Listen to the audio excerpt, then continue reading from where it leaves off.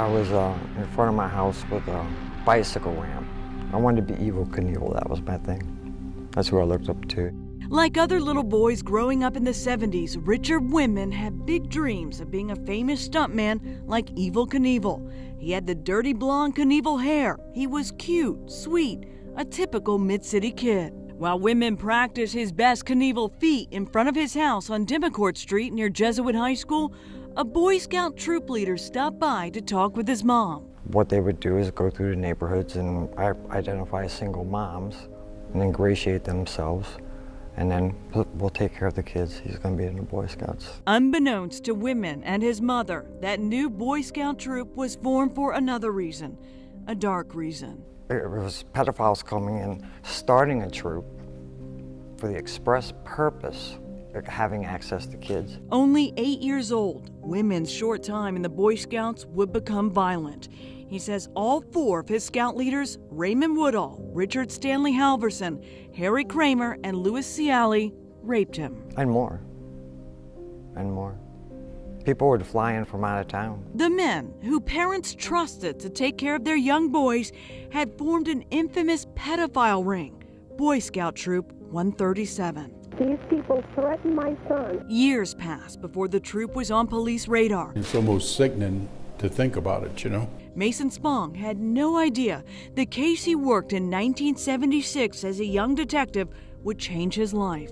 At one of the local drugstores, a man saw some sexually explicit pictures of young children, and he reported it. Spong, now an Orleans Parish DA investigator, says that tip led detectives to the ring, and their investigation would reveal men traveled to New Orleans to have sex with the boys. As part of the case, Spong met a little boy named Ricky. Ricky told unimaginable stories of abuse. He was frail, his personality was twice as big as his body.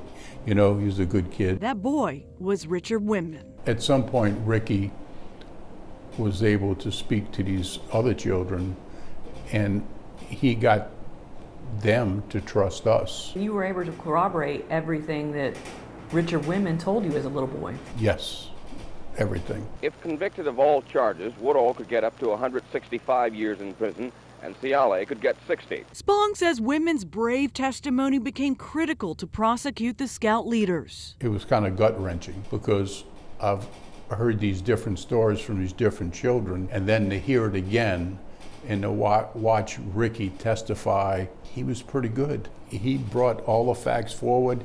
He was looking at nothing but adults in the courtroom, all strangers, plus he had the press there. And as the case progressed, the detectives involved kept watch of the young victims. But the investigator checking in on Windmann was moved to another assignment. So Windmann was introduced to the lead detective of the NOPD's pedophile unit at the time, Stanley Burkhart. So he asked Stanley Burkhart to keep an eye on him, you know, because he was special to us. Even though Windmann's rapists were in prison, he still wasn't safe.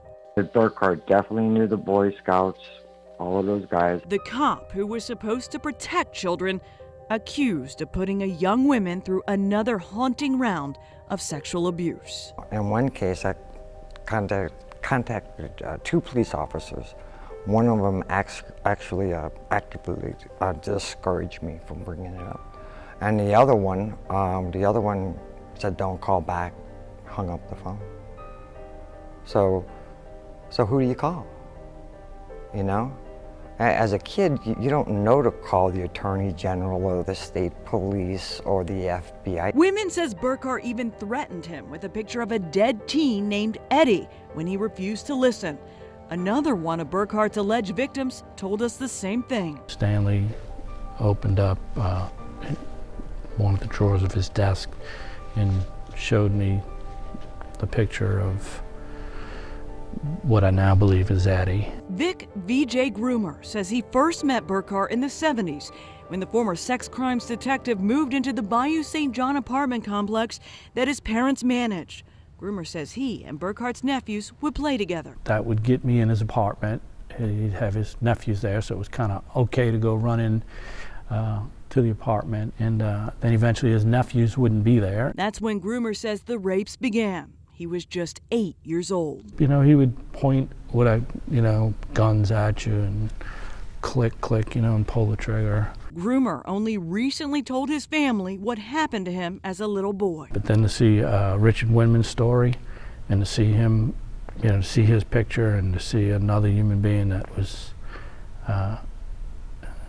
molested by the same guy, it just was, it really set a lot in motion. And as reported in this 1982 Times-Picayune article, the body of Edward Wells was found floating in the Mississippi River. The coroner believed the 17-year-old drowned, but Burkhart, the detective on the case, told the reporter he was convinced Wells was murdered. When Groomer saw this picture of Wells, he knew he had seen Eddie before. Holy shit, that's him. That's him. The NOPD says they are now taking a new look at Wells's death. He's a monster. It's the best I can say for him. Burkhart was convicted of numerous sex crimes in the 1980s and 90s, but was never prosecuted for women's allegations. Court documents, though, show Windmann was called as a witness in a 2011 federal case against Burkhart. The court concluded then Burkhart was a sexually dangerous person, and in coming to that ruling, the judge cited significant events in Burkhart's life, including that while a police officer, he molested Richard Windmann, a young boy at the time. It was almost more gut-wrenching to hear that one of our own abused Ricky.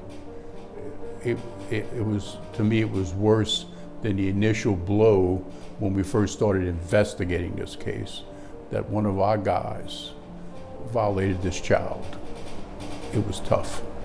Burkhart served time in federal prison but got out in March of 2015. The NOPD confirms it's now investigating a sexual assault allegation against Burkhart from the 70s. Windmann says he is the victim in that case. He just doesn't need to be out in the streets. He's a dangerous, dangerous person. When Windmann shared his story with us in a TV exclusive earlier this year, he also told us about even more sexual abuse. You know, I played basketball in the back of Jesuit, and there was Burkhart and Peter Modica on the sidelines, so they knew each other. Windmann, 12 years old at the time, wasn't a Jesuit high school student, but he says school janitor Peter Modica brought him on campus often. One day, Modica started raping him, and then priest and theology teacher Cornelius Carr walked in. Then I thought it was over. It's a priest. It's a priest. He's a janitor. I can't tell you I thought it was over, and man, it just, when he walked over to me while Pete Modica was sodomizing me and put his hand on my back and started masturbating, telling me to relax, I was just destroyed. I was destroyed. Windmann says the abuse finally stopped once he was older and he didn't believe Modica's threats anymore. He said, I'll murder your mom. Oh, he also said he'd murder me too, you know, the whole thing. Windmann came forward in 2012 about the sexual abuse at Jesuit High. The catalyst? The Penn State sex abuse scandal. After hearing that news, Windmann emailed then Jesuit High president, Father Raymond Fitzgerald. I didn't go for money. I went for counseling and spiritual guidance. And they're like, nah, here's a whole bunch of money. Shut up, go away. Jesuit High School eventually paid Windmann nearly $500,000 in a confidential settlement. Jesuits come out and said that the confidentiality clause on those settlements is at the request and only done if the victim. So what's your response to that? Never asked for it. A confidentiality clause in that particular scenario only serves to protect them, not me. Windmann decided to go public with his story this year. He wanted to speak out to protect other children. And in this current climate and environment, we need to demand more of the church until they absolutely come clean. Both the Archdiocese of New Orleans and the Jesuits' U.S. Central and Southern Province recently released lists of clergy members credibly accused of child sex abuse. Cornelius Carr, the priest who Windmann says abused him, was on both lists. So we can't trust just the list. There needs to be an investigation.